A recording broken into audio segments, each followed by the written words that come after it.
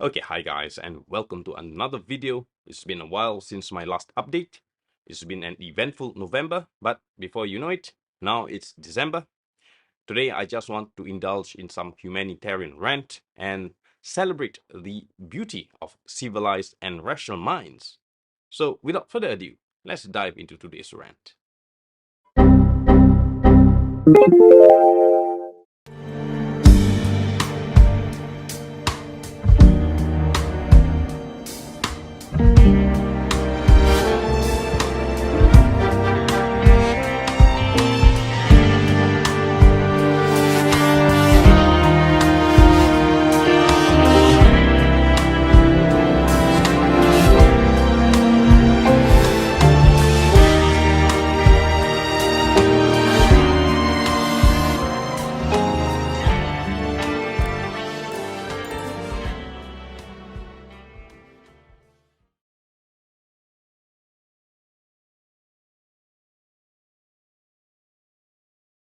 If we are meeting for the first time, my name is Khairi Johari, better known as Pak JoFe, the Keris Collector from Singapore, your personal guide through the exciting world of the Keris and its collecting culture. If you are a fan of history, art, and mythology, embodied into these traditional daggers that we natives of the Malay world refer to as the Keris, be sure to subscribe and join our community right here on the Keris Collector YouTube channel. I believe by now you would have watched a short video special by my new friend, Andre from Switzerland, as he recounts his experience of having his kris seized at Singapore's Changi Airport. Andre contacted me sometime last October on his peculiar dilemma, and this proves what I have been advocating for the longest time about Singapore's strict compliance on matters related to controlled items. For Andre's case, even though he was just transiting, meaning he landed in Singapore from Indonesia and just needed to connect to another flight to Munich, Germany, by having a kris on him, it is deemed that he has imported a kris into Singapore and immediately regulations here apply. Long story short, after some detailed due diligence on my part, I am glad that I was able to assist Andre with the legal procedures, and the rest is history. This would not have ended on such a good note had I chosen to remain ignorant and dismiss his genuine call for assistance. You see, my philosophy is this: help will be given to those who ask of it, but limited to the best of my ability to do so. If advice is needed on an area where I am not familiar with, I will not risk giving out wrong advice. But if it's within the scope of my experience and understanding, I see no reason to ignore. This proves, without a doubt, that I value human interactions and relationships regardless of race, creed, or religion. Be it you are a Jew, Christian, Buddhist, Hindu, Muslim, or whatever else your beliefs may be. We all have a common ground as human beings, and we most certainly have a lot to learn from each other. Now, despite Andre's short stay here in Singapore, the quality of our interactions was memorable. And once again, Andre, if you are watching this, thank you again for your gifts. I love the books and the finely crafted music box, masterfully crafted in Switzerland. Definitely add on as another one of my many prize collections into my collection. The world today has become more divided than ever, with differing ideologies and beliefs. If mankind ever aspires to set foot and establish a settlement on Mars, we need to be able to sit at the same table without prejudice and arrogance. The world will be a much better place when people of different cultures can sit together, enjoy a sumptuous meal, and have a sincere conversation and discourse in a polite, civilized, and humble manner. We will realize that we have a lot more in common than you think.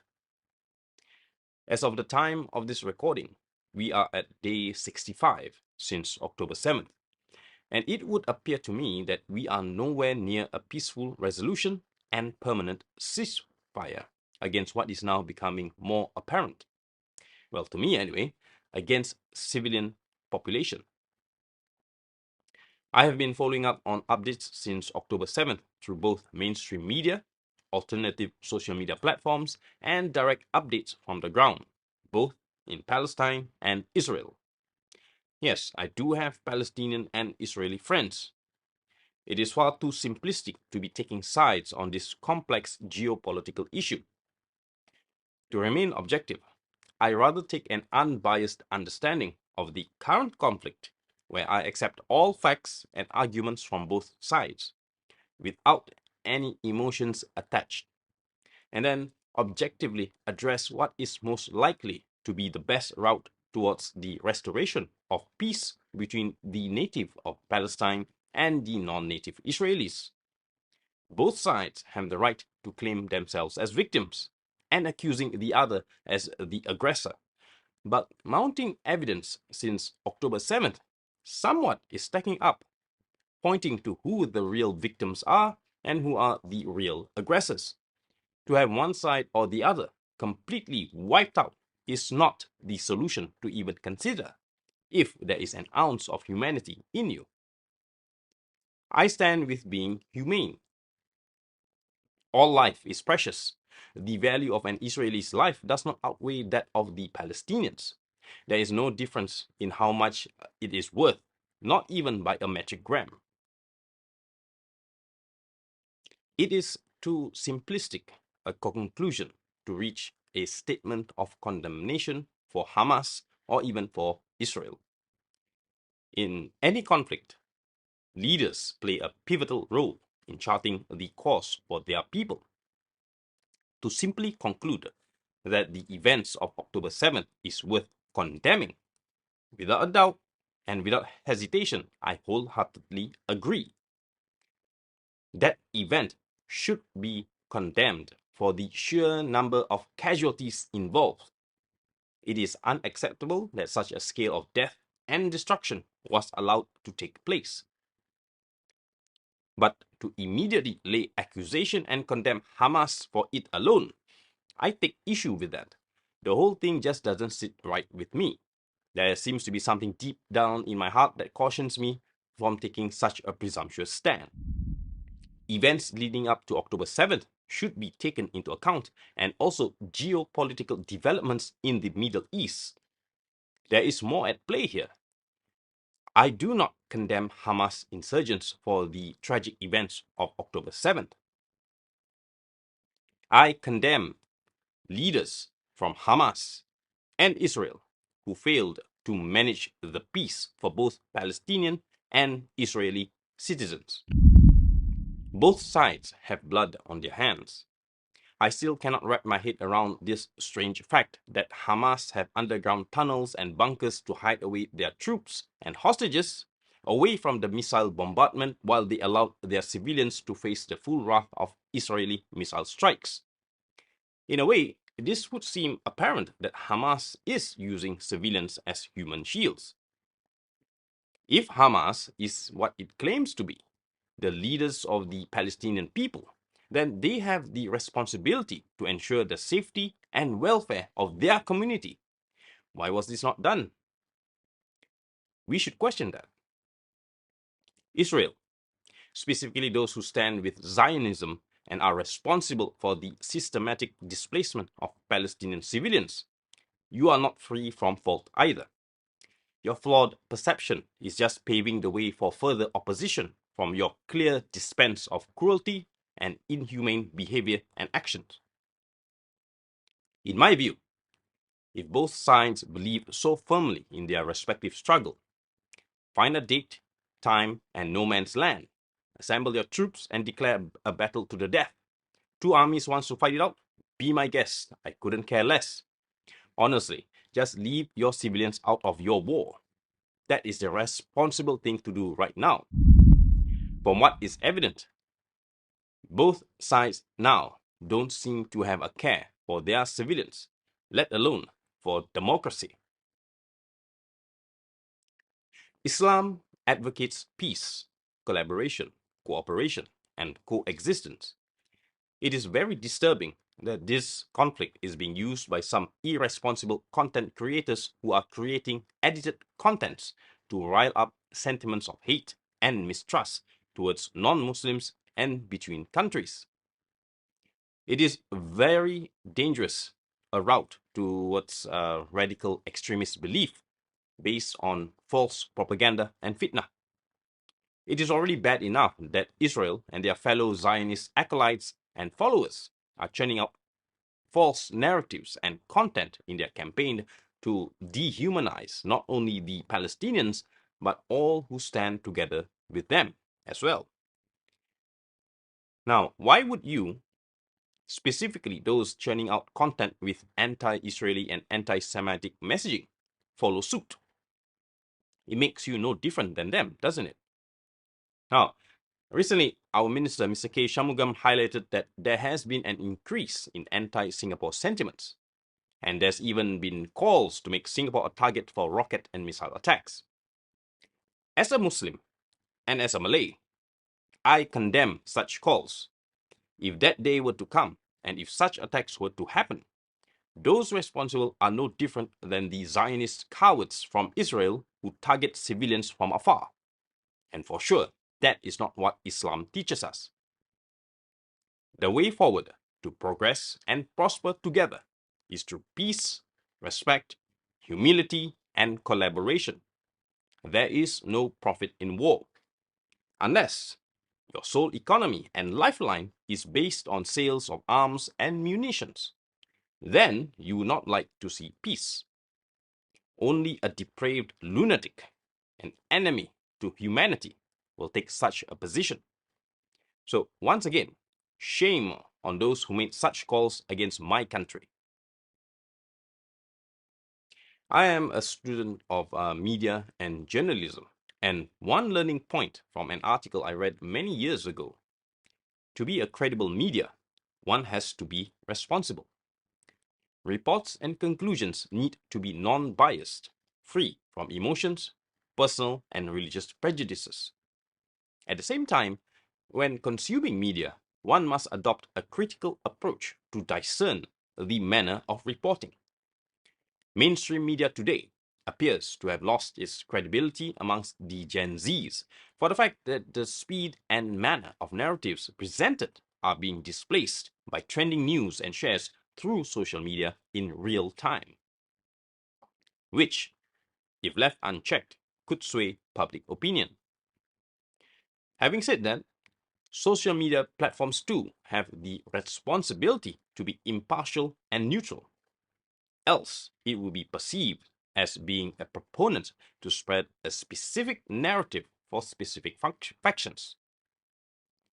Now, in case you are not aware, as of 1st December, I have discontinued my existence on Facebook, Instagram, Threads, and X on grounds of media fairness and humanitarian reasons. It is a well-known fact that these platforms are heavily censoring actual sentiments by the civilians of Palestine and Israel, and leaving only those heavily edited with propaganda-like narratives to sway public opinion. Also, I feel uncomfortable after being made aware that allegedly revenue generated from these platforms may be used as contribution to Zionist Israeli efforts against the native civilian population of Palestine. So it's just too bad. Yes, it is painful to abandon Facebook after building a following of over 100,000 over a period of 8 years, but I have to do what is morally right. I refuse to allow Facebook to profit from the traffic that my followers on Facebook brings. So after all this rant, where do I stand? I neither stand with Hamas or Zionist Israel. I stand on the side of humanity.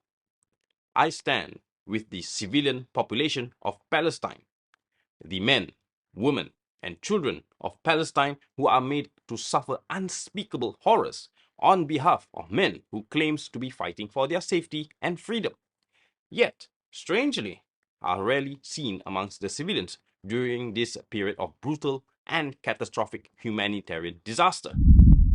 Please have a heart and spare a thought for these innocent non-combatants.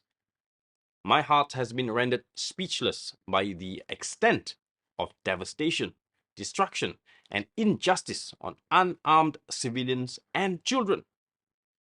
A two-state solution is a start to bring humble and peace-loving leaders together. Eventual peaceful coexistence is possible. I believe in this. The mistakes of fools from a distant past should not be repeated. Why carry on their legacy when they are no longer amongst the living? Think about it. No one is born evil. Naturally, our fitrah leans towards good and kindness. Set aside dogmatic religious beliefs for now and just be a decent human being. See the good in others. If we cannot see it from these terms, then forget about expanding to Mars. Oh, and on that note, I do have something to say to Mr. Elon Musk in response to his claims in one of his recent public forums where he said that global support for Hamas is unprecedented. If displaying a Palestinian flag equates to support for Hamas, I resent that presumption. I stand with humanity, sir. Palestinians have demonstrated to us the miracle of the human spirit. We are way past making this a religious issue. People from all religions and beliefs are coming together in one name: humanity. Today's rant has taken much longer than I expected, but at least I feel better now. I have expressed what I feel I need to express.